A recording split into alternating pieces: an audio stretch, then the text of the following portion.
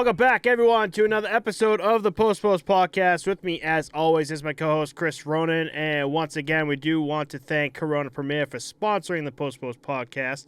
Are you ready to just get right the fuck into it? Because we lied last week. Last week, we were just like, this is it. We might get a few other trades. And no, we can get our heads right out of our asses after what we said last week. Yeah, this is the true trade deadline episode. We will have a little bit more tomorrow, I think, happen. We're recording tonight, 11:20 on Thursday, the second trade deadline. As a reminder, 3 p.m. tomorrow, March 3rd on a Friday. So we should have a couple more touch-ups next week's episode for you guys. But yeah, let's dive right into it. You want to start off with the Colorado Avalanche? Yeah, let's do it. So I gotta scroll all the way up because there's so much to talk about. So with everything going on, we're gonna add up. We're gonna put in the cap space, if applicable, to these trades, just to let everyone know, like if teams were opening cap space throughout this. So let's start off with the Colorado Avalanche. They traded forward Shane Bowers to the Boston Bruins in exchange for goalie Keith Kincaid. Both have been sent to the AHL, and with Keith Kincaid, I wanted to bring this up to you that I lost my bet earlier this year. I put in my bet that said Keith Kincaid would not playing an NHL game.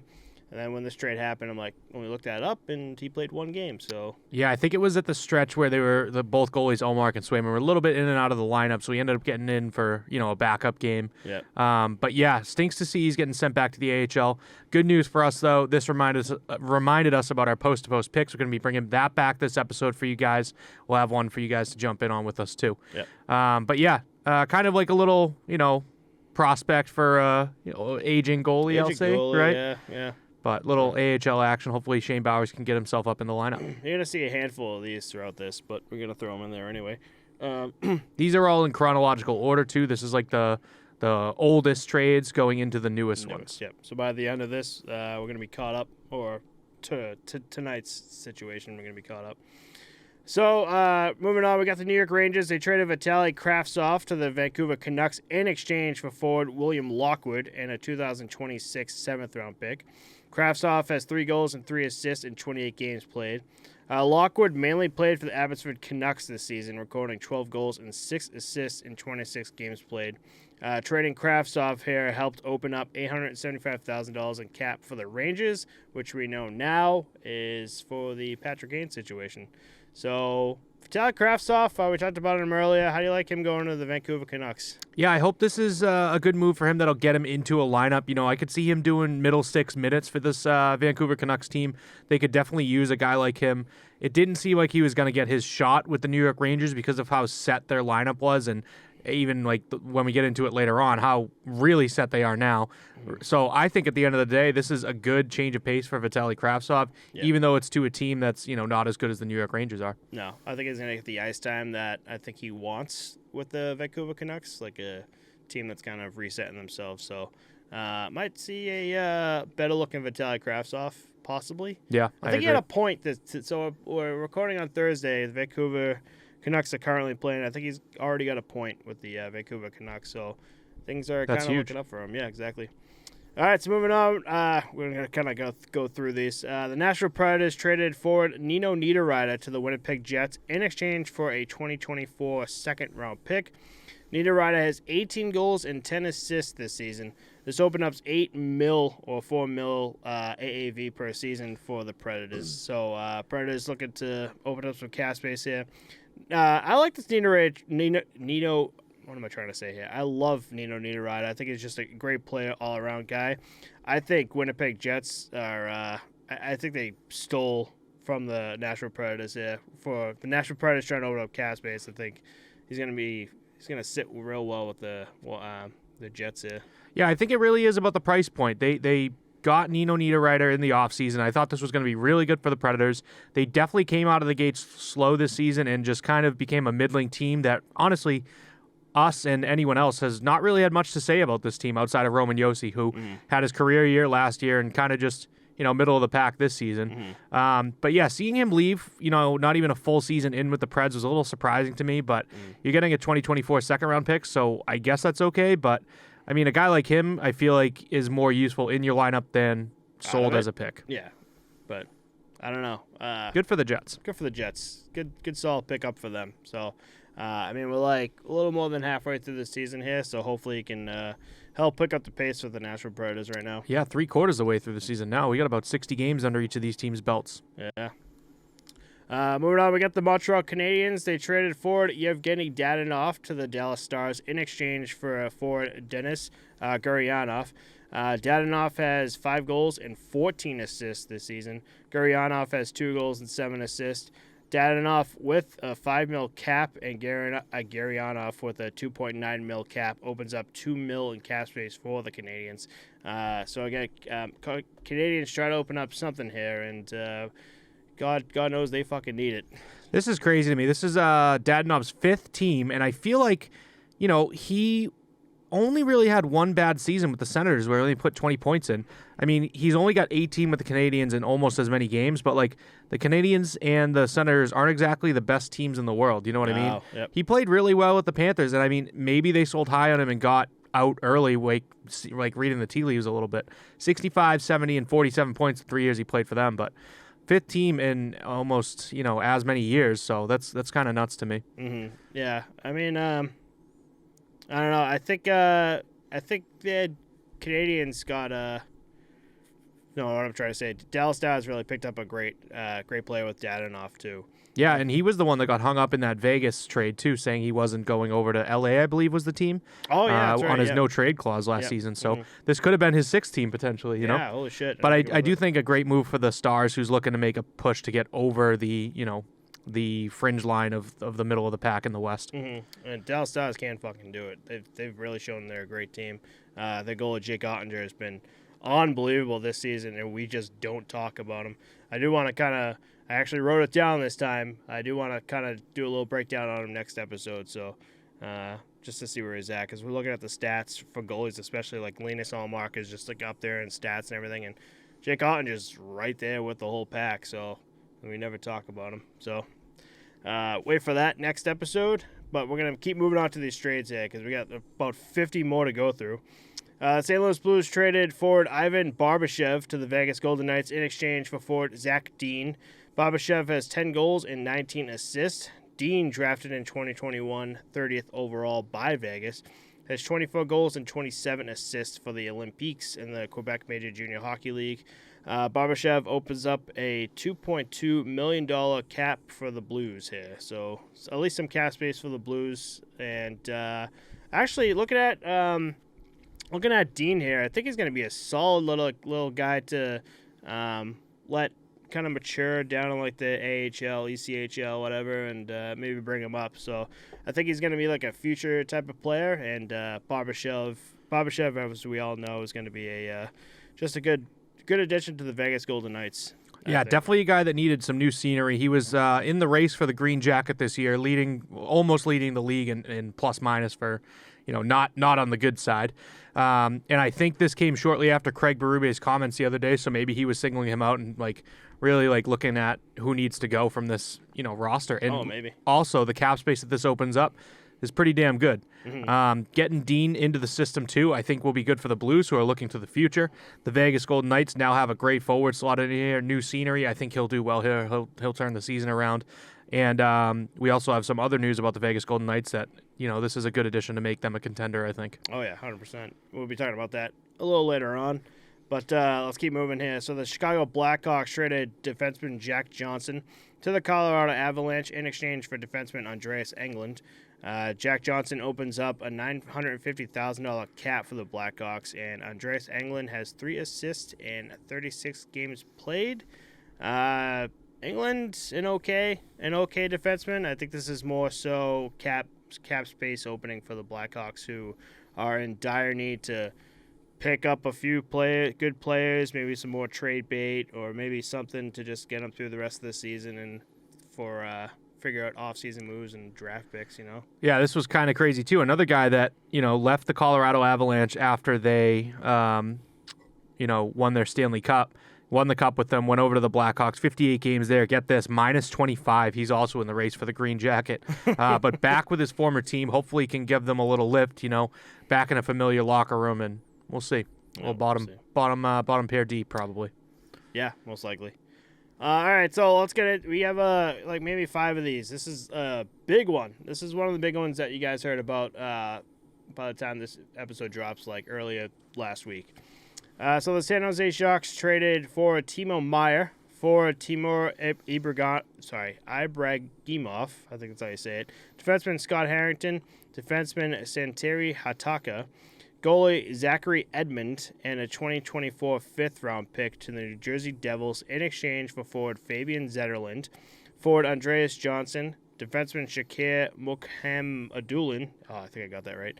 Defenseman Nikita Okhotiuk. Is that how you say it? I'm butchering these right now. This is I'm glad it's you and not me. A 2023 conditional first-round pick, a 2024 conditional second-round pick, and a 2024 seventh-round pick. Timo Meier with 31 goals, second career most, and 21 assists so far this season. Timur Ibragimov, 11 goals and 21 assists with the Wichita Thunder in the ECHL. Scott Harrington is now with the Ducks, who we'll be talking about later on. Fabian Zetterlund has 6 goals and 14 assists with the Devils. Andreas Johnson has 9 goals and 21 assists with the Utica Comets. And Mukhamadullin was he was the Devils' first-round pick in 2020, which was 20th overall. He has 6 goals and 19 assists in the KHL for the Ulayev in the KHL. Big moves here. Obviously the first thing you're going to think of is Timo Meier here because he was on the name block for a little while with the San Jose Sharks. Big name for the San Jose Sharks, and to see him moved is actually pretty impressive with all these names and all these draft picks too. Early in the season, you definitely saw, rumblings of New Jersey Devils for him as a landing spot too for Timo Meier, which I thought was interesting. Like that far in advance to have a presumption that he's going to go there and then have it pan out like this. San Jose Sharks obviously looking for the future here. Ton of picks here, ton of prospects. This is going to be really good for them. Outside of the picks that they got another guy who was drafted in the first round in 2020, like you said, in Mukhamadullin. And then on top of that, I think that they sold very high on Timo Meier. Like you said, second career high for goals. Yep. Going over to the Devils, I'm not saying that he's not going to be a factor. Obviously he is. He's going to be a top 6 guy. But I think that they have sent too much for him in a sense. But, like, if you want to win, you have to win now. You know what I mean? Right. Like, strike while the iron's hot, they say. So, I don't know. I think this is going to work out very well for both teams and just a great trade all around. Right. I think New Jersey, too. I should say San Jose Sharks, too. They really kind of roped it in too with the first-round pick, the second-round pick, and the seventh-round pick. I think it's definitely a look for the San Jose Sharks to be like, we're looking to the future now. We know what we need to do. We need to reset here, and good luck for the San Jose Sharks. And you definitely said it. Where just like the team is at a point now. You got to sell high or like top name guys, and this is exactly what they did. And it almost seems like they're trying to do the same thing with Erik Karlsson, but his contract is just too much money, high. And they can eat some of it, but like at the same time, like you're gonna move on from like the Norris winning defenseman this year too. Like that's kind of crazy to think about. Yeah, exactly.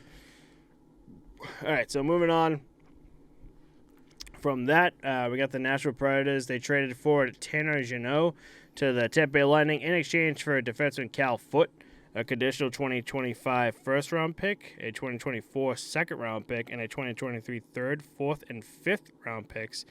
Tanner Jeannot has 5 goals and 9 assists. He's a big fighter with 5 fights this season with 85 PIMs, getting close to his last season of 130. Probably Tampa Bay getting ready for the playoffs, I think. Just a big dude who's has no problem fucking hitting people, crushing people, fighting people, getting in the way, and that's exactly the type of guy that you need in the playoffs. And I think Tampa Bay is looking to the near future for them. So this is where it starts to get crazy for me, right? When these happen. Because I said, all right, New Jersey is sending so many picks. They're buying in. They're getting the guys that they want. The Rangers did the same thing for Tarasenko last week, and now the Tampa Bay Lightning are also selling so much of the future to try and buy in now and get some depth so that they can go on a playoff run too. Yeah. The East, every team is buying in right now. If I was, like, as weird as it sounds, if I was a team, I'd almost feel better like kind of standing pat and letting everyone else get strong around me this year and then fucking giving it to them next year. You know what I mean? Like, if you're looking at your roster and you're like, we are going to be the same next year as our core group, like, we shouldn't be mortgaging the future this year because everyone else is. And if everyone else does that, they're going to be SOL in the next years to come. And if we can maintain, like an even keel, par level here, like, we can, ride out this storm this year. Obviously it's going to be a battle, but I don't know. I'm getting very long-winded in it, but like, this is getting crazy with how much they just traded for Tanner Jeannot, who I think is going to be a bottom 6 guy on this team. Yes, he's going to add grit, add the rough and tumble. Mm-hmm. I think he's definitely a Tampa Bay Lightning player in a sense, but just so much. And another team that's sold high on him. Like, he is not meeting expectations for what he did last season. He was like the talk of the league last season as a rookie. So I don't know. That's just my 2 cents on that one. We did talk about all these picks too, 3rd, 4th, and 5th round picks in 2020. That's literally this season. We talked about how kind of set the Tampa Bay Lightning is or are just in general. Like, they're good for a little while here. They know the players they have, and all it is now is kind of connecting like the last bit of pieces when and if they need it. And I think that's what. And for all those picks to go for, like, what, you want a 4th fucking cup? You know what I mean? Yeah. Like, what? 3rd, 4th, 5th? Like, how many are we going to go for here? I don't know, man. As many as Tampa Bay Lightning can get, that's what the fucking pushes. So it'll be interesting. I kind of want to see him, how he fits in. Well, how he fits in with the Tampa Bay Lightning here, and we'll see it. I feel like all these trades too. I don't think you might not see something right away. Like, obviously you're on a different team. Every team has like a different way of like playing. Like, they're either very defensive or very offensive, or they're just like a full-blown team. And for a guy to come over from like an all-offensive team to a core that's just like, no, we're a well-rounded team, like, it takes a while to figure shit out. So I feel like a bunch of these trades, you're not going to see anything like stats-wise or anything crazy for like another maybe week or so. And the other side of it is another few years, once these picks pan out, now you can really see who's won these trades and who's lost them, Right, exactly. All right, so moving on. The Philadelphia Flyers have traded, in quotes, future considerations to the Nashville Predators in exchange for Isaac Ratcliffe. Ratcliffe has 2 goals and 2 assists with the Lee Valley Phantoms of the AHL. So it's just, some future considerations. That's it. There we go. Here we go. So the Chicago Blackhawks traded defenseman Jake McCabe, forward Sam Lafferty, a 2024 conditional 5th-round pick, and a 2025 conditional 5th-round pick to the Toronto Maple Leafs in exchange for forward Joey Anderson, forward Pavel Gogolev, a 2025 conditional 1st-round pick, and a 2026 2nd-round pick. Jake McCabe, a solid playmaker with 2 goals and 18 assists, tied for career high in assists this season. Lafferty in the middle of a career high season with 10 goals and 11 assists. Joey Anderson mainly played for the Toronto Marlies this season with 14 goals and 13 assists, and Pavel Gogolev played in the ECHL for the Newfoundland Growlers with 21 goals and 27 assists.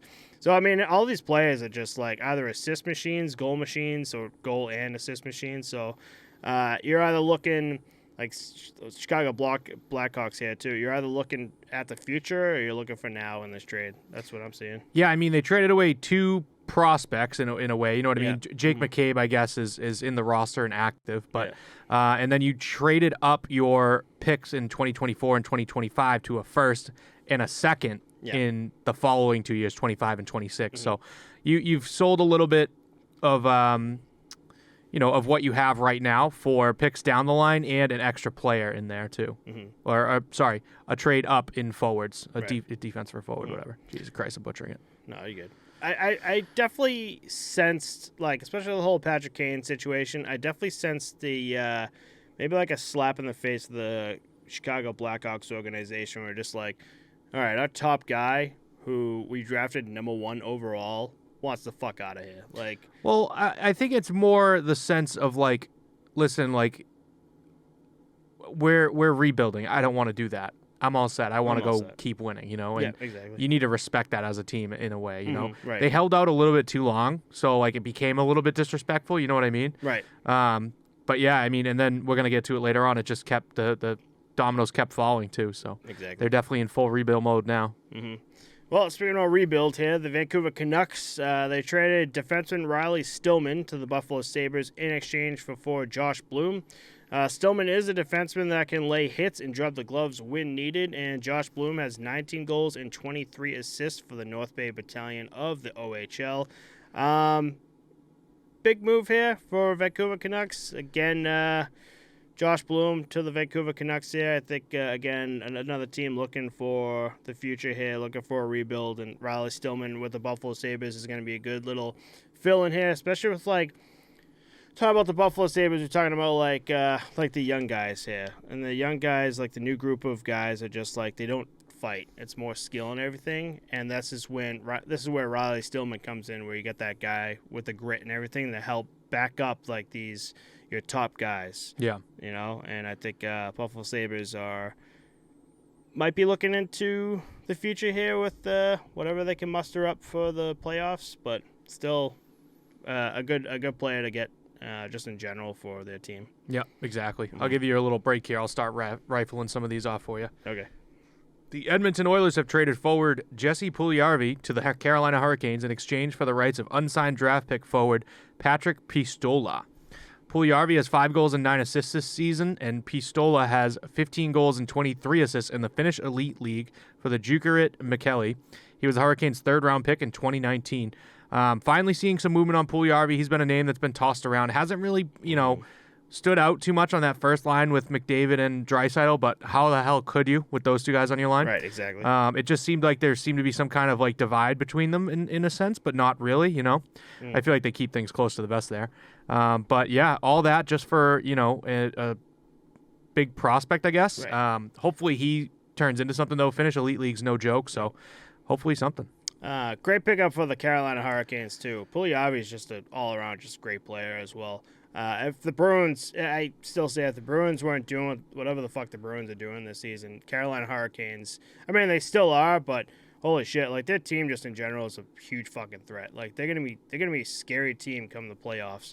And I think Jesse Puljujarvi is really going to help out with the organization.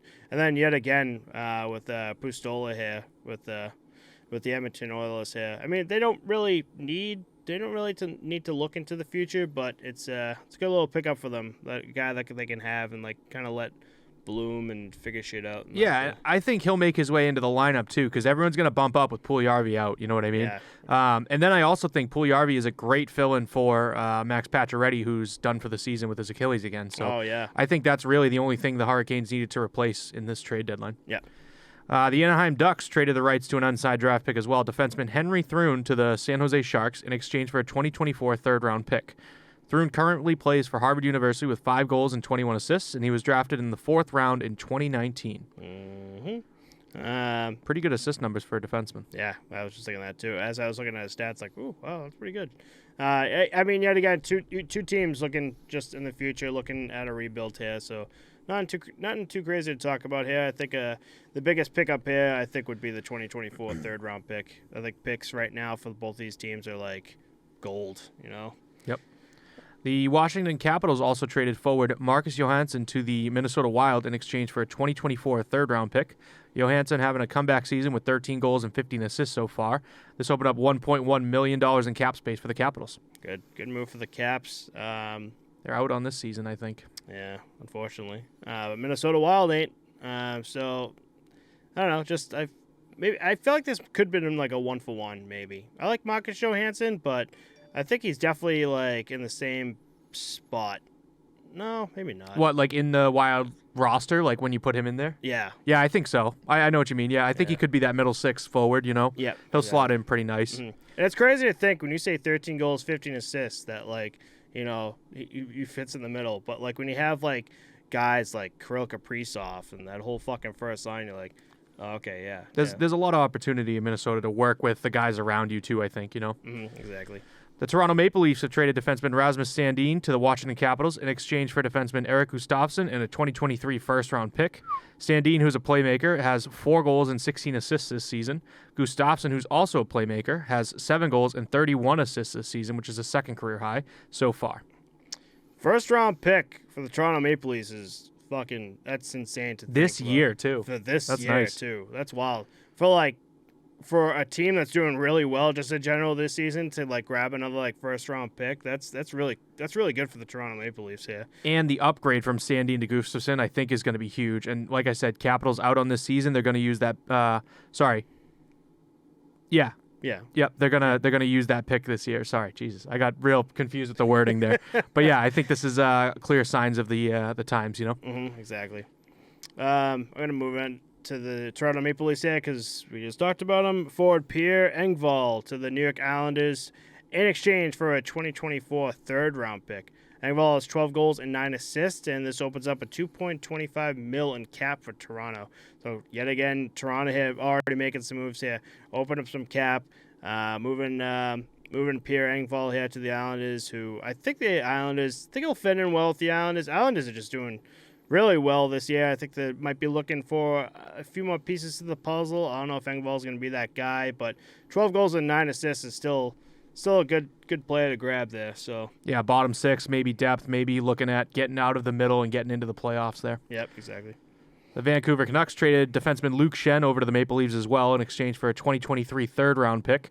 Schenn has 3 goals and 18 assists, which is his second career high, and he opened up $850,000 in cap space for the Canucks. Maple Leafs getting a ton of picks here, so this is nice. Yep. This is exactly what we want. Well, not. That's exactly what you want. That's exactly what you want. Yeah. First Big place, Maple Leafs guy. Oh, yeah. The New York Rangers traded forward Austin Rushoff to the Nashville Predators in exchange for, here we go, future considerations. That dude's bouncing all around the league.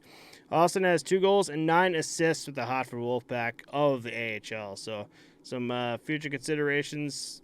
And I wish there was a way to find out, like, people cashing in on future considerations.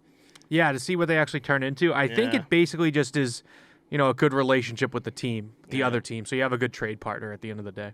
Yeah. I just wish like there was like NHL website or just like future considerations was sold this week and this is what they got. Future considerations were considered and now we're repaying our debt. Yeah. You know what I mean? The Nashville Predators made a big splash here. They traded defenseman Matthias Ekholm and a 2024 6th-round pick to the Edmonton Oilers in exchange for defenseman Tyson Barrie, forward Reed Schaefer, a 2023 first-round pick, and a 2024 4th-round pick. Wow. Ekholm with 5 goals and 13 assists with the Predators. Barrie, a goal scorer and playmaker, 10 goals, 33 assists so far this season. And Schaefer has 23 goals and 24 assists with the Seattle Thunderbirds of the WHL. Tyson Barrie is a massive pickup for the Nashville Predators here. We just talked about Nashville Predators at least 5 times throughout this, so Predators are just like really making some moves. And Tyson Barrie is just like a solid guy. I don't know if Edmonton Oilers helps him out in that situation with all the assists, but I think Nashville Predators are gonna keep him up there. I think Nashville Predators always do good with like offensive defensemen too. Think of like PK Subban. Think about Shea Weber Roman and everything. Josi. Roman Josi. Mm-hmm. Like they do really well in that situation. So I think Tyson Barrie is just gonna fit in real fucking well with the Nashville Predators. Yeah, it's kind of crazy to see the Edmonton Oilers move on from him as well, but like. The defenseman in Canada, I feel like once you get a target on your back, like people look at you different. And I think Tyson Barrie didn't exactly have like the target, but like people looked at him like, oh, I don't know. You know what I mean? Yeah. So Matthias Ekholm, he'll probably step his game up there. He'll be on a better team with a better roster. So yeah, you should expect to see the stats kind of flip a little bit, you know? Just a little bit. The Columbus Blue Jackets have traded forward Gustav Nyquist to the Minnesota Wild in exchange for a 2023 5th-round pick, opening up $5.5 million in cap space for the Jackets. Huge. Nyquist has 10 goals, 12 assists so far this season. Nice. Yeah, huge little cap space for the Columbus Blue Jackets. Again, like a bad team in the NHL. So to a team like Minnesota too, who is going to be fighting the cap for the next few years, that's kind of nuts. Mm-hmm. All right, so this is the one, everyone. This is a huge one and a crazy one, but this was the big news this week. The Chicago Blackhawks finally traded forward Patrick Kane and defenseman Cooper Zek to the New York Rangers in a 3-way trade with the Arizona Coyotes. The Blackhawks received defenseman Andy Welinski, a 2023 conditional 2nd-round pick, and a 2025 4th-round pick from the Rangers, and defenseman Vili Sajavi from the Arizona Coyotes. The Coyotes received a 2025 3rd-round pick in the process. Patrick Kane has 16 goals and 29 assists so far this season. Zach has 5 goals and 5 assists with the Indy Fuel of the ECHL. Walensky has 4 goals and 12 assists with the Hartford Wolfpack of the AHL, and Serjavi has 11 goals and 22 assists in the Swiss League with the Langnau Tigers. The Blackhawks, so a crazy part about this Kane shit. So the Blackhawks retained 50% of Kane's cap, and because Arizona was part of the trade, they retained 25% of his cap. So the Rangers only are paying 25% of Patrick Kane's cap, which is pretty fucking crazy to think about. Yeah, Chicago got fucked here. I mean, they had no choice but to send Kane where he wanted to. He wants to go to the Rangers. He's going there. I have a no-trade clause. Like, you're going to do what I say now. Mm-hmm. And he put it out there that he wants to be there, so the Rangers are basically like, we'll give you whatever the hell we feel like giving you. You know what I mean? You're not going to get any value now because the trade is set. Yeah. Kane is coming here, and you can take what we give you and like it. Right. For them to retain 50%, though, that is nuts. They definitely have the space for it, but kind of sucks to see. End of an era in Chicago. That's all I really got. End of a huge era in Chicago. That whole Jonathan Toews and Patrick Kane era is just gone. You know? Kind of wild. The Rangers are going to be fucking lethal in the playoffs now. Just scary. Kane needs to just, again, like I said, like a week from now, I think he's going to really settle in with the team, and then that's when shit's going to get really fucking lethal. Well, I think he's got 10 points in like 5 games or 7 games, something like that lately. Yeah. It's nuts. All right, so this happened this morning. Did I send you it this morning? I remember waking up. Pretty surprising trade here. So this is literally verbatim what I wrote here. So the scumbag LA Kings traded goalie Jonathan Quick, a 2023 conditional first-round pick, and a 2024 third-round pick to the Columbus Blue Jackets in exchange for defenseman Vladislav Gavrikov and goalie Jonas Korpisalo. Quick would not stay long in Ohio. He was traded to the Las Vegas Golden Knights in exchange for goalie Michael Hutchinson and a 2025 7th-round pick. Quick was not aware that he was being traded, and through comments by Drew Doughty and Anze Kopitar, they made it clear that it was very upsetting time for everyone on the team as well. Quick has had a rough season with a 3.50 GAA and a .876 save percentage, which are the worst stats in his career. Quick is 4 wins shy of tying John Van Briesbroek for second among United States-born goalies in NHL history with 374. Ryan Miller is in first with 391. So let's move on here before I want to talk about Quick, but moving on. We got the Gavrikov had 3 goals and 7 assists with the Jackets. Korpisalo had a .913 save percentage and 3.13 GAA, which is pretty surprising for a shit team. Like Korpisalo, really kind of still hanging on there. Hutchinson, only 7 games played with the Henderson Silver Knights of the AHL with a .897 save percentage and 2.74 GAA. So a lot of goalies. But this whole, I woke up, no one expected it. Jonathan Quick was just like, we just talked about him last week or the week before. Just like Jonathan Quick might have been like the last goalies in the NHL to stick with the team throughout his fucking career. Yep. And then this morning I go on Instagram, I woke up, I just scroll Instagram, and the first thing I fucking see is Jonathan Quick was traded. I'm like, very surprising. Yeah, no real word of it. Everyone has talked about how LA needs goaltending, but there was never really words of Jonathan Quick being on the trade block. Right. Nothing. And then all of a sudden, apparently Quick was just stabbed through the back with, and again, another Fleury situation where the organization just treats their guys like shit. And well, it's a business, but yeah, I think he should have given him a little bit of heads up. Especially since he's been your guy that's won you 2 Stanley Cups.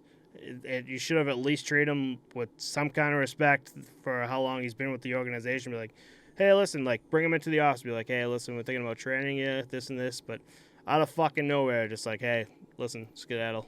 Yeah, but I mean, this is going to be huge for the Kings. I think that having Jonas Korpisalo in there is going to be so great for them come playoffs. Gavrikov is a sick defenseman. He's going to be top pair, second pair easily, I think. Michael Hutchinson, prospect, in a sense, is going to do pretty well for Columbus as well. I think it's a win-win-win all around. The only thing that I think is going to become an issue is the Vegas Golden Knights aren't going to know what to do when Laurent Brossoit comes off of that IR. You're going to have Brossoit, Hill, and Quick. What do you do there? One of those guys is being sent down, I think. I think I just read something before we recorded tonight that said Bruce Cassidy loved the fact that that Jonathan Quick is coming over because he's going to bring some like veteran presence to like the to the locker room, especially as a goalie. Especially as a goalie who won 2 Stanley Cups, I think he's going to really help the goaltending situation. So I think because of what he said, I think Jonathan Quick's not moving anyway. He's going to be with the backup or starter for Aiden Hill. I don't think Laurent Brossoit is doing that well. Now I'm thinking about it, probably Aiden Hill. I don't know. I don't know what they're going to do, but they also have Barbashev coming over too to Vegas. So I think that they're kind of like, at the beginning of the season, we were like, holy shit, they're just giving away guys like for nothing at the end of the day, Vegas. Mm-hmm. And now they're kind of like bouncing back from that, getting back to not a square one, but like a fringe playoff team, even though they're fucking like second in their division or whatever right now. Right. So yeah, good to see. Good to see. So I hope it kind of works out in the end for Quick. Quick coming from like the LA Kings team that's been kind of in the middle to. It's gonna make an awesome Kings Knights rivalry game. It's gonna right. It's gonna be great. It's gonna be sick. But they gotta throw Quick in net.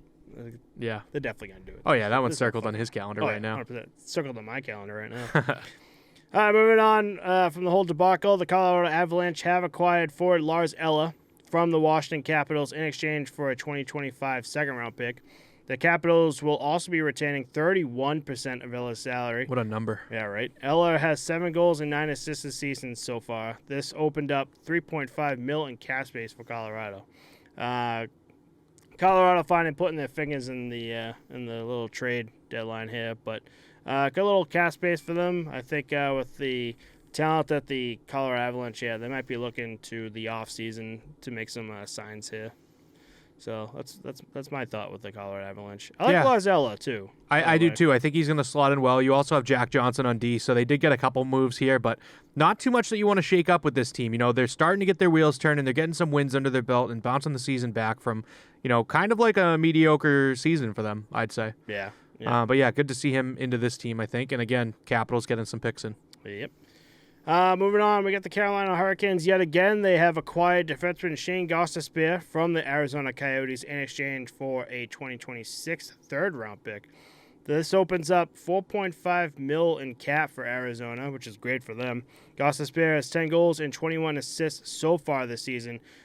So, again, Carolina Hurricanes just getting scarier and scarier and scarier. He's going to be so sick for them, dude. I'm excited for that. I like Ghost a lot. Yep, he's going to be fucking sick. I can't say enough.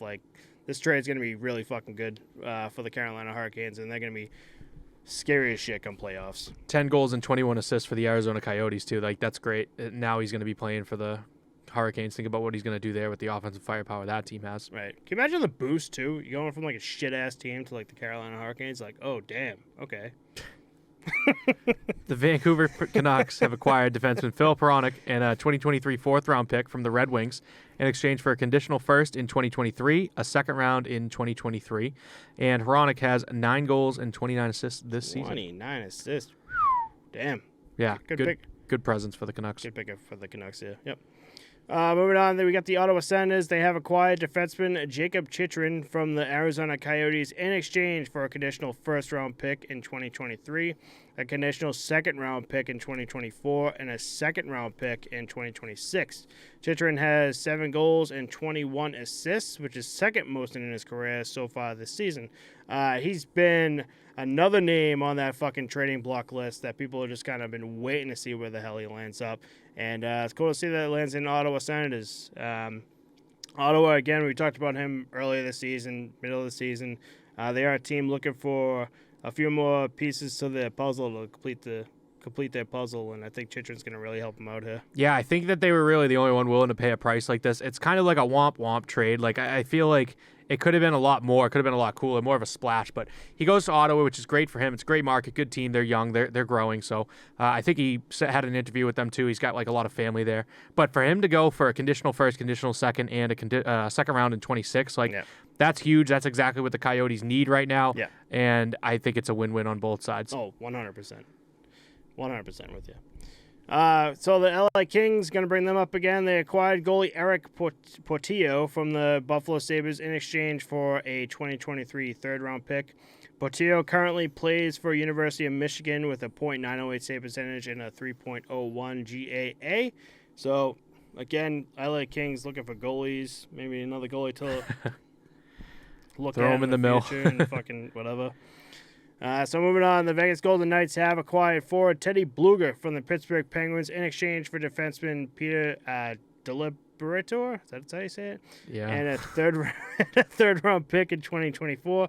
Bluger having a slow season with 2 goals and 8 assists, and Peter has 3 points with the Savannah Ghost Pirates of the ECHL. I was talking about the Pittsburgh Penguins last episode where I don't think I said Bluger, and then when I saw it, remember you were asking like the 2 players that like I had. Now I can't remember who the hell the Penguins players were. 2 players that you had? What do you mean? Remember I was talking about the 2 Pittsburgh players. They're just like, who would you trade from like the Penguins and for who? Because But Bluger definitely wasn't on that list, but I don't know. I did like Teddy Bluger. He's having a rough season, but I don't know. Maybe he can turn around with the Vegas Golden Knights here. Maybe a good line for him might change shit around. So. Yeah, and that's the only player that they really lost at this trade deadline too so far. Well, at least this week for what we've covered, the Penguins. And I kind of expected them to do a little more. I think Bluger going to the Knights, it's a good fit. Bottom 6 forward, like mix him in. And I think I'm like kind of staring at my little future bet on the Knights and just really crossing my fingers for Quick to get one more on his way out the door, I'm with you on that. Fuck, I'd love to see that shit. The San Jose Sharks have acquired forward Vladislav Nemesnikov from the Tampa Bay Lightning in exchange for forward Michael Eyssimont. Nemesnikov has 6 goals and 9 assists this season. Eyssimont has 4 goals and 9 assists between the Jets and the Sharks. Nemesnikov's like a big name, just in general. Anything I think of Nemesnikov. Do you have his DB up? Didn't he play for the Carolina Hurricanes? I feel like every time I see Nemesnikov's name, I'm like, I think it's kind of crazy to see them move on from him. Like, I feel like he's still pretty young, and like he still has kind of like more to get to. But maybe the Sharks see something in him that they don't see. Well, he's not that young actually; he's 30. Maybe they see that like, all right, the ceiling's been hit. Like he's not going to grow anymore. Like become any better than where he's at. So this Eyssimont guy is probably much younger. And yeah, Nemesnikov's been bounced around quite a bit. Lightning, Rangers, Senators, Avs, Red Wings, Stars, Lightning, Sharks. Oh, I'm thinking about someone else then. That's his name. Damn, he has been bouncing around. Holy shit. Yeah, I didn't realize that he changed teams that many times. Wow. I really just thought of the Lightning, for him. Huh, interesting. That's crazy. Wild. But, yeah, again, a good little pickup for, again, what are you going to do? Tampa Bay Lightning, San Jose Sharks. These guys are just looking for something to pick up at this point. Yeah. The Penguins also acquired forward Michael Granlund from the Nashville Predators in exchange for a second-round pick in 23. Granlund has 9 goals, 27 assists with the Preds, so big pickup for the Predators. Yeah. Big pickup for the Penguins, too. Yeah. I like that. They just need those picks. Pretty much. I think Michael Granlund is going to fit in pretty nicely where Teddy Bluger was lacking. Oh, yeah. Yep. I can see that. That's a good upgrade. I can see that now. The Boston Bruins, who weren't really in part of this whole trade thing, have acquired forward Tyler Bertuzzi from the Detroit Red Wings in exchange for a first-round pick in 2024 and a fourth-round pick in 2025. The Red Wings will also be retaining 50% of Bertuzzi's salary. Bertuzzi has 4 goals and 10 assists coming off a career-high season. This trade comes after it was announced that Nick Foligno and Taylor Hall would be out indefinitely. So Boston Bruins kind of like last-second move here, be like, shit, we need fucking someone, and damn, do they rope in this dude. Yeah, they're pretty lucky, honestly, as bad as it sounds, that Foligno and Hall went out now and not 2 days from now after the trade deadline. Now you can't fill that gap with a guy like Tyler Bertuzzi. Bertuzzi's definitely good to bring in. 50% of the salary. Staying on the Red Wings is good. They got Orlov and Hathaway who are slotting in nicely already. But they're just selling their picks and doing the same thing all the other East teams are. We got to buy in now and win a cup this year. Yeah, and we just talked about the Bruins last episode. We're just like they're shit at picks, but they fucking great at trading. So it's just like, take it. Might as well, right? Might as well. We got a few more left here. The Arizona Coyotes have acquired forward Jacob Voracek and a 6th-round pick in 2023 from the Columbus Blue Jackets in exchange for goalie John Gillies. Voracek only played 11 games this season, has 1 goal and 5 assists, and has been out with concussion issues. Gillies playing for the Tucson Roadrunners of the AHL has a 3.70 GAA and a .878 save percentage. But the Blue Jackets did open up $8.225 million in cap, so that's crazy that's money fucking to lose. Wild. Yep, for a shit goalie Fuck yeah, I'd take that in a heartbeat. They just dumped it on the fucking Yotes, and they don't care. That's fine. They got a 6th-round pick out of it, too, so, I mean, whatever. Oof, that's tough, though. That's rough. Yep. That's probably, like, the hardest-looking trade that we've looked at so far, right? A guy with concussion issues, a bad goalie, and here's $8 million in cap space. Thank you. Thank you. Bettman will play that. Bettman will fucking pay that. He doesn't want to leave Arizona. The Chicago Blackhawks have acquired forward Anders Bjork from the Buffalo Sabres in exchange for future considerations yet again. Bjork has 8 goals and 17 assists with the Rochester Americans of the AHL. Not much to say here, to be honest. So moving on, the Edmonton Oilers have acquired forward Nick Bjugstad and defenseman Cam Dineen from the Arizona Coyotes in exchange for a 3rd-round pick in 2023 and defenseman Michael Kesselring. I think that's how you say it. The Coyotes will retain 50% of Bjugstad's salary. Bjugstad has 13 goals and 10 assists. Dineen has 4 goals and 31 assists with the Tucson Roadrunners of the AHL, and Kesselring has 13 goals and 9 assists with the Bakersfield Condors of the AHL. Again, going back to the whole Nick Bjugstad thing, I think Nick Bjugstad, if I can say that right, the big name here coming to the Edmonton Oilers. I think it's going to be a solid pickup for them. Hopefully Cam Dineen might be able to get into the lineup too. Maybe not this season, but next season, like 4 goals and 31 assists in the AHL. Like, I think he could be something for them eventually. Yeah. But yeah, the Bjugstad and again, Coyotes eating salary left and right. Damn, I just noticed that too. We literally just talked about 50% of Bjugstad's salary. Jesus Christ, where's that money going? I think they're just paying all their guys $750K. Welcome to the NHL. You can call it the NHL, but this is the AHL. The Anaheim Ducks have acquired forward Dylan Sakura from the Chicago Blackhawks, but this one's so new that we don't really know what the Blackhawks are getting in return yet. Sakura has 14 goals and 18 assists with the Rockford Ice Dogs of the AHL, and I would probably go ahead and say that they might be looking at some future considerations. That guy just and we do have one last one that just came in over the waiver wire too. The Dallas Stars have acquired Max Domi from the Chicago Blackhawks in exchange for a 2nd-round pick in 2025. Max Domi is just being bounced around left and right. This is like one of his new teams, but like he slotted in nice on like a lot of the teams that he's been to. Like even though he's in the like hockey sense, the term like a suitcase, I don't think there's any negative connotation with him. Like he's just kind of going to each of these teams and performing and slotting in nice, which is kind of like a good thing to say. Like you can play on that many different teams and still, maintain a presence in the NHL like that. Yeah, like his presence with the Montreal Canadiens is like the most well known here. Like 2018 with 28 goals, 44 assists was massive. Then it was like the next year on 2019-2020 with 17 goals and 27 assists. But after that, it kind of fell apart, maybe kind of with just assist-wise, but goal-wise, it was like 9 goals, 2 goals last season. I mean, this season, 18 goals, 31 assists. So let's circle back real quick. We have one to cover here. The Patrick Kane trade going over the Rangers. Is Patrick Kane going to score 26 goals this season? This is our post-to-post picks for the week, brought to you by Corona Premier. This number of 26 goals is to match last season's goals. I believe he's sitting at 16, and there are 22 games left on the Rangers roster, maybe. Something like that. It was like 20 games. So here we go.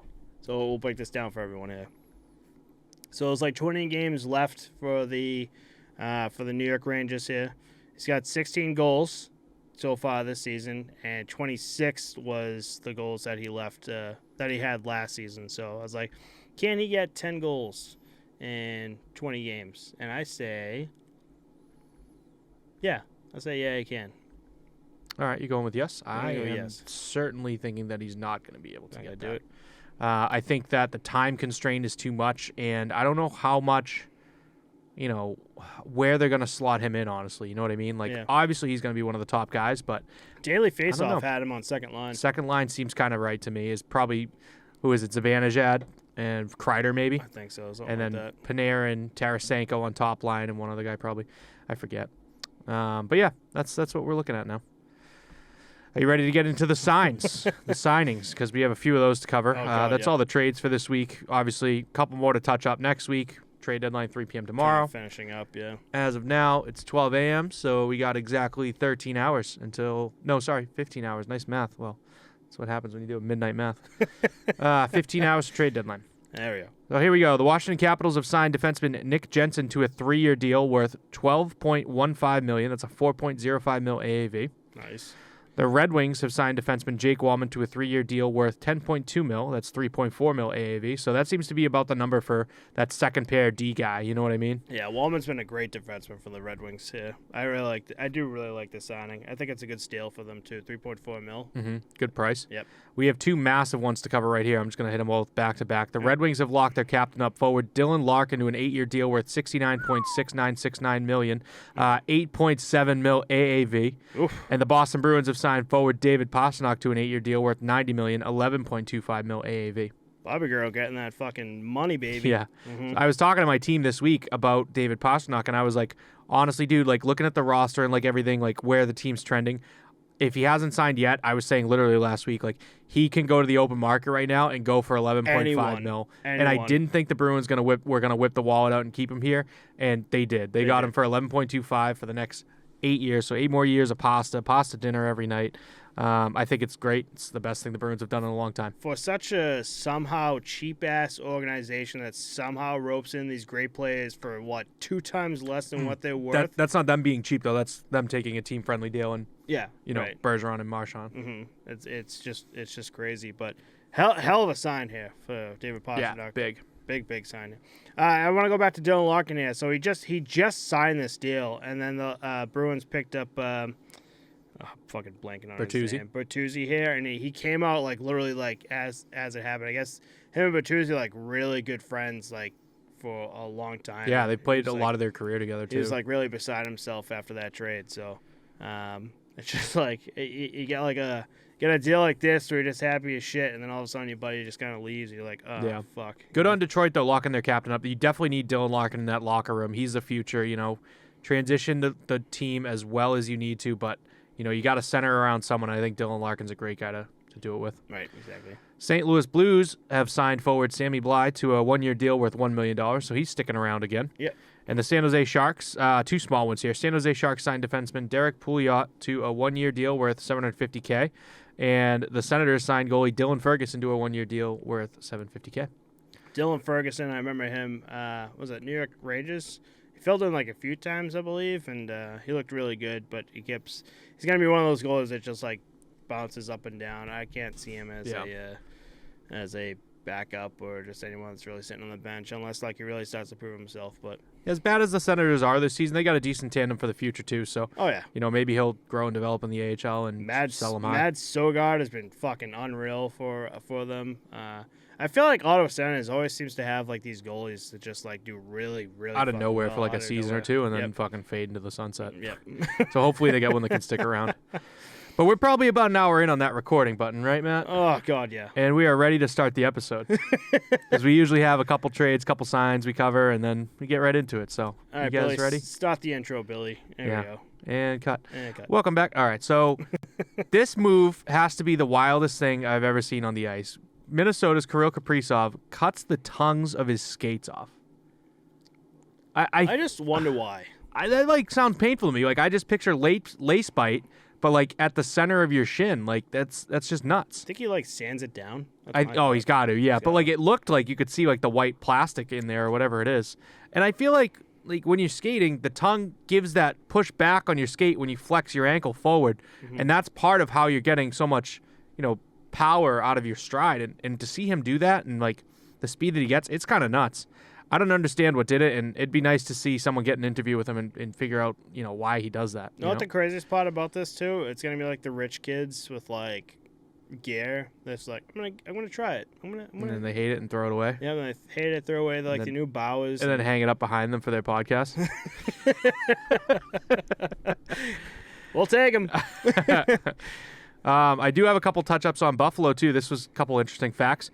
The last time the Buffalo Sabres were in a playoff spot on February 24th was 2010. So they haven't been actively, in the run in fucking 13 years. That's crazy. So I would like to see them sneak in. They're fun to watch. They're a good team.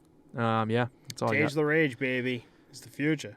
Craig Anderson, too, out of fucking left field for that old son of a bitch. But he's been playing, like, really fucking well. Him and Eric Comrie have been like a solid tandem out of like left field, and I think it really helps when you have the guys in front of them that can like really back up like their play and everything too. So Buffalo's been like just a great team, and this comes after the Bruins just fucking wiped their ass with them earlier tonight, but they're still a great team in my opinion. Yeah, I mean, the big question mark of this team was, are they going to be able to maintain how hot their goaltending was with an old Craig Anderson and a young Eric Comrie? Mm-hmm.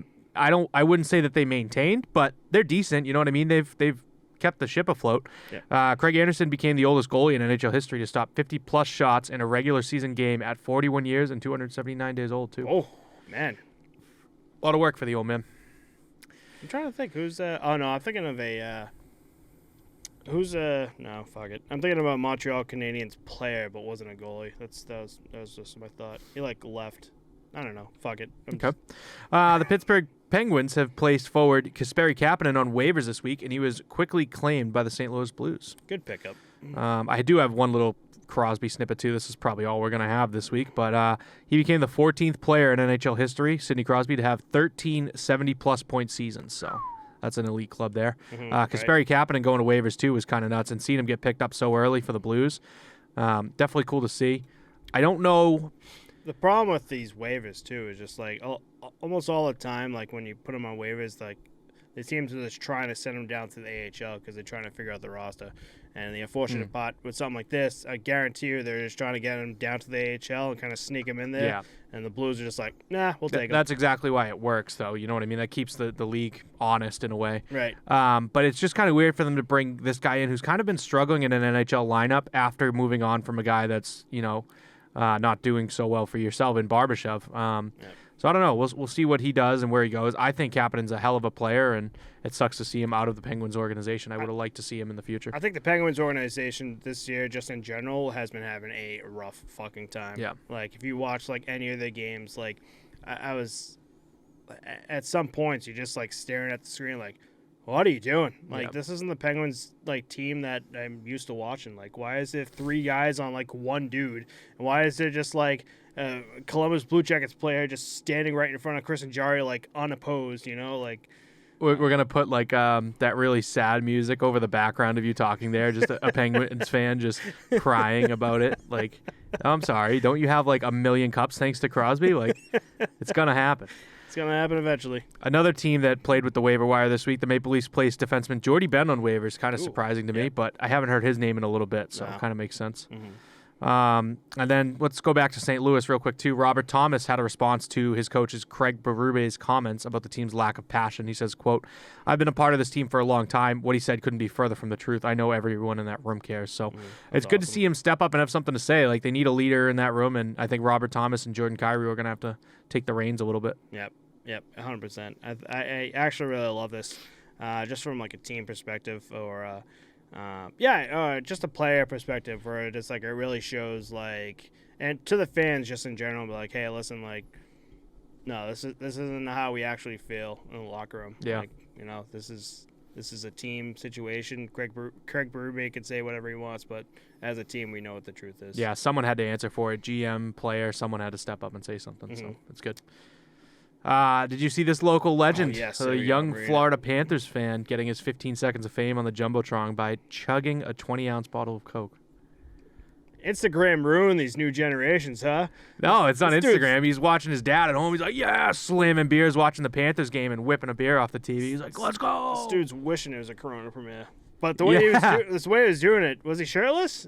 I can't remember. No, he had that alternate Panthers jersey, the blue with the palm tree and logo. He's fucking chugging it. I'm like, it was kind of long, too. Like, it kind of took him a while, but, like, I wouldn't be able to chug 20 ounces of Coke. No, you're good. And he's, like, squeezing the bottle, too, so you feel the pressure. Without burping, by the way. Yeah, exactly. Without burping. Exactly. So you really got to give this guy some credit here. Yeah. Kid's a legend. Insane. Him and George in Detroit. Oh, yeah. Have to link up. 2 legs. But yeah, it was fucking cool as shit to see. So Boston, we're gonna move on here to the Boston. So the first goalie goal since Pekka Rinne in 2020 happened this week, as the Bruins took down the Canucks 3-1 with an empty net goal from Linus Ullmark. This was also the Bruins' first goalie goal in team history. Ullmark went on to steal a win this week from the Calgary Flames 4-3 in overtime, stopping 54 of 57 shots, which is also the all-time single-game saves record for the Bruins. The Bruins were outshot 57-20, which is also the most the Bruins have ever been outshotted by an opponent. One last stat, Ullmark won third star of the month for February, posting a 6-0-0 record, a .947 save percentage, and a 1.79 GAA. I'm at a loss for words for this dude. Have a month there, bud. I'm at a fucking loss for this word. Like, we were just talking before we started recording that the whole Jeremy Swayman, Dan Vladar situation last season. It was weird because Tuukka Rask was in the fucking realm of everything, so they didn't know what the hell was going on. But Dan Vladar was shipped to Calgary Flames. Tuukka Rask ended up retiring, and in the offseason, they had... The Bruins waited and waited and then landed on Ullmark. And in my head, I'm like, Ullmark, you mean the backup for the Buffalo Sabres? Like, what the fuck you doing? And then Ullmark this season, as of March 3rd, has taken that Post-to-Post podcast backdrop that we have and has been using it as toilet paper this entire season because... Holy shit, we gave him shit for no fucking reason at this point. Yeah, I don't know how the Bruins do this, but, like, they just see something in a guy and they know, like, what he's got. And, like, Ullmark's one of those guys that had something that they could see. You know what I mean? It's crazy. Can we go back to that goal? Because I sent you the post, and the first words out of my mouth was sauce. Dude, that thing was 15 feet off the ice. You had Canucks players with their sticks over their head trying to touch the puck. Still couldn't reach it. And it landed in, like, the high slot. It was from, like, his fucking net. Again, like what you said, like 50 feet and up in the air. It didn't drop until, like, the other side's face-off. Like the hash marks, I'm like, dude, your wrists are made of metal. He had so much time to, like, line it up, set it up and everything, and I was like, that's so sick. And that was on the Vancouver Canucks first line, by the way. Which that is was so sick. Slap in the fucking face of the Vancouver Canucks. It was just... Everything about that was just unreal. I was like, what a perfect, like... To go down the line, too, and get fist bumps, like, that's such a cool feeling. Was cool as shit. That's awesome. But I was like, what a cool... What's the word I'm looking for? Just, like, an awesome thing to do for, like, such a, like, record-breaking season that one of the Boston Bruins have had this season, and just Linus Ullmark in his career has had to just add a goal to that. And on top of this all, what you're talking about record-breaking, with a win tonight over the Sabres, the Bruins set a new NHL record for the fastest team to 100 points, doing so in just 61 games. So they are technically on pace to have the best season of all time. I feel like Bruins fans and just fans in general don't want to say that so they don't jinx anything, but, I mean, that's just fucking crazy, dude. This team is so good. And Swayman... We were looking at the NHL leaderboards. I think Ullmark was number 1, obviously. He was the only goalie under a 2.0 GAA. And Swayman was like number 4, maybe, number 5. He was right up there with him, too. The only other team with both goalies in their tandem on that top 10 was the Carolina Hurricanes, Antti Ranta and Frederik Andersen. That Calgary Flames game, I took a photo of it. It was like third period with like 15 minutes left or something like that. At one point, it was 40-9, dude. It was bad, the way they were getting outshot. Calgary Flames were like, it was like, 40 shots on goal to like just 9 shots but on goal. But I think they were also on their, like, it might have been a back-to-back, like the last game of a back-to-back 4-game, like, road trip, too. Something like that. The Bruins had no fucking reason to win that game. Yeah. And Ullmark just steals it. It really goes to show, like, a goalie can steal a game, and holy shit did he steal it. But it's just, as cool it is to set these records and shit, it's like, is this really what we're spending our gas on right now? Like, are we going to fucking be the classic President's Trophy team to win it, like, win everything in the regular season, be the sickest team of all time, and then get fucking bounced by the 8-seed Columbus Blue Jacks looking at you, Tampa Bay? Like, fuck. It's just been unreal. If you're like a hardcore Bruins fan, man, you are in your fucking glory. Yeah, this season. Everyone's saying this is the best they've been since like the 1974 season, I think, when they didn't win the cup or something like that. I forget. I will say I love Ullmark now, but there's too many Bruins fans now saying goated, like best goalie in Bruins history. Hey, listen, if he gets a cup, he's better than Tuukka Rask.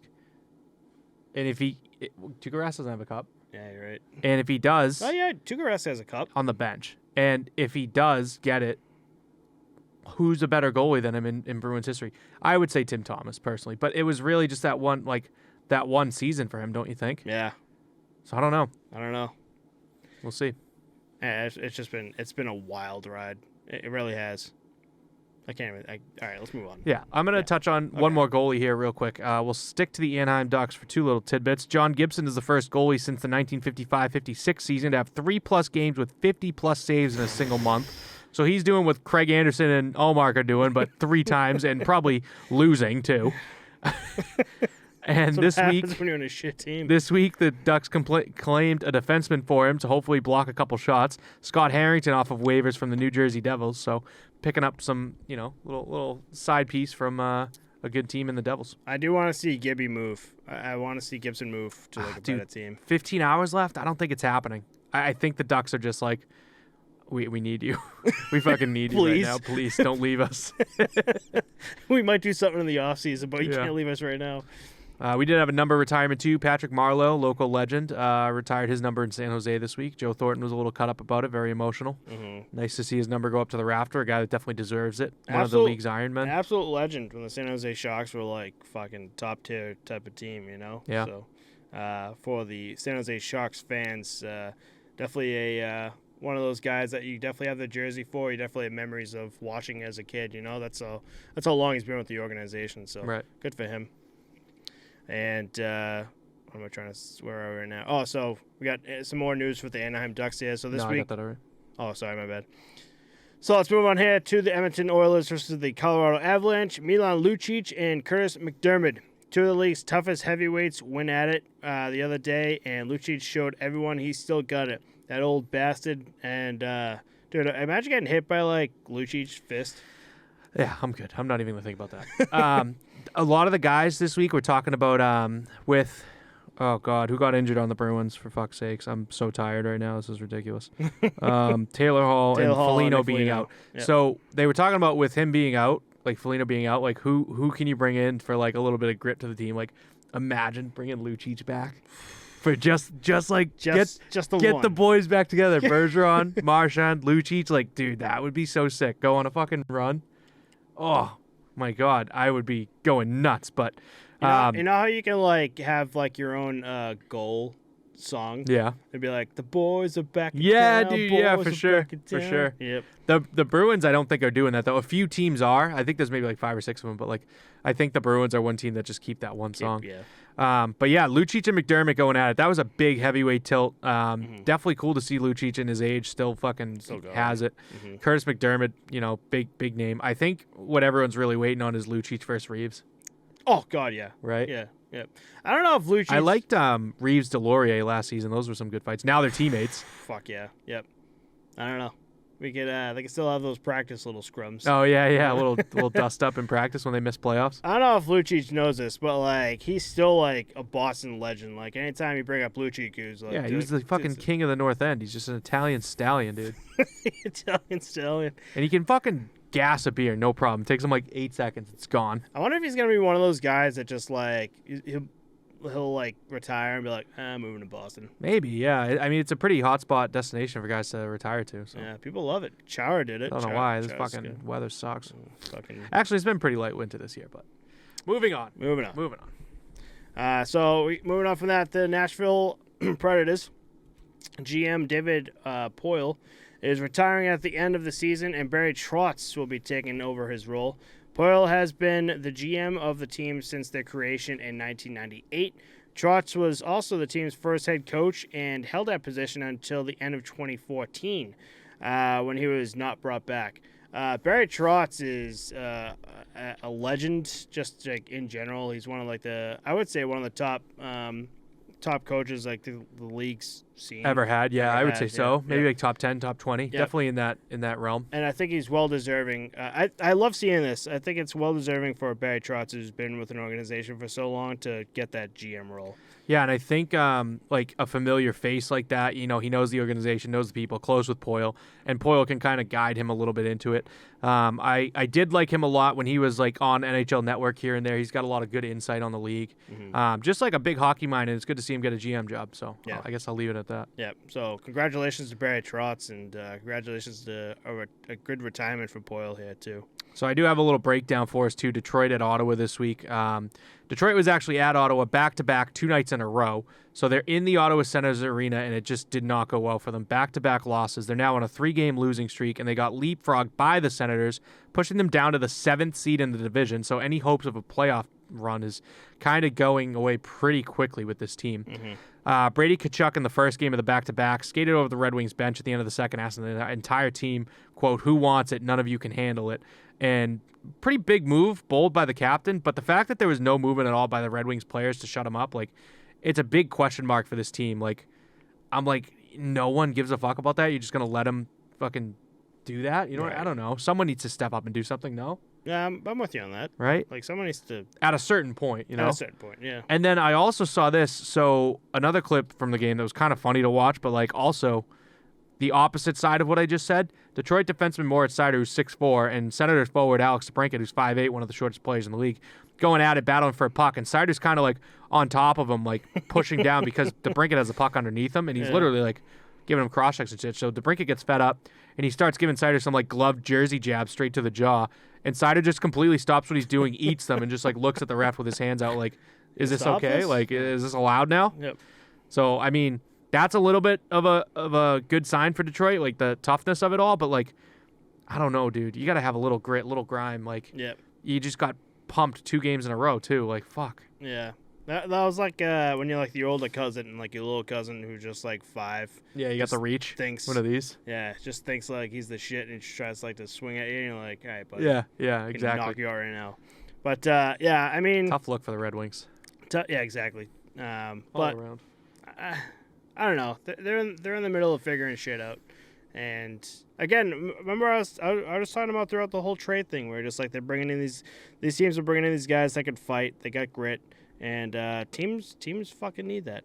I went back with my coworker and watched the 2011 Bruins Stanley Cup. Do you remember like that era of hockey? Yeah, that was the last team that'll ever win a cup that way, I think. And I also think that the teams before them, for the 5-6 years before, didn't win a cup that way either. I feel like the St. Louis Blues in 19 had a little bit of that to it when they won, but not the same. You know what I mean? Yeah. Like all like fighting and shit. Yeah, like the Bruins and with like Torrey Krug running full ice for that hit. Like there was a lot of like scruff there, you know? Yeah, right. Yeah, you're right. But no, I don't think that'll ever happen again the way they want it. No. It's funny because going back, I was like, wow, this game's slow compared to today. Yeah. I was watching like a lot of like the moves. Like there's a lot of like dangles, but like I was like, wow. Like you just have to keep your head up and not get fucking destroyed, basically. You like, after watching it, I was like, wow, like I can see the difference like 10 years makes. Like, it's kind of crazy. I want to circle back to Detroit and Ottawa, too, real quick. Yep. I just think, like, the thing with Detroit, right, if, like, the team needs a guy to do that with all the young guys that you have in the roster, like, if you want to stay up and not be sent back to the AHL, don't you think at some point a guy's going to be like, hey, maybe I should fucking beat the shit out of Brady Tkachuk, you know what I mean, or do something. I don't know. And then the last thing for Ottawa, this was really cool to see. Before their game tonight against the New York Rangers, the Senators team surprised their teammate Derek Brassard with T-shirts, a Rolex, and a crate full of wine to celebrate his 1,000th game with the club. That's awesome. Brassard was super choked up in the locker room. The video was really cool. All he was able to say was, like, it's too much, and just a really cool moment to see. So a little brightness for the end of the episode. That's all. Finally. Right? Finally, the end of the episode. Also, finally, some brightness. Usually, we close out with fucking some sad news. We usually get some sad news wood. after this, but oh man, Woo! what an end! What an episode! Need to come up for air. That was a lot. That was a lot. I mean, like after the last episode, we're like, yeah, we should be good for a while. Like, I love the trade deadline, dude. I didn't think we were gonna be good at all. I knew there was gonna be way more, but and then. I kid you not, like, I was kind of, like, half-assed, like, every day because there's only, like, a handful, like, finally doing notes. And then it was, like, it's been, like, the past 2 days where I shit you not, it was, like, every 5-10 minutes, like, my phone was going off, like, oh, my God, what's going on? Trade deadline. Trade deadline, That's what baby. happens. Yep. And so, I don't know, we got till 3 o'clock tomorrow. Yeah. So... maybe we'll have a few more to talk about. Yeah, I refreshed before we shut everything down on the computer. Nothing to update on right now, but it's also after midnight, so it's 9 p.m. on the West Coast. So I don't think we're going to be seeing anything else tonight, but maybe some guys are working late. We'll see. Maybe. We'll see. All right, cheers to the trade deadline, buddy. Cheers to the trade deadline.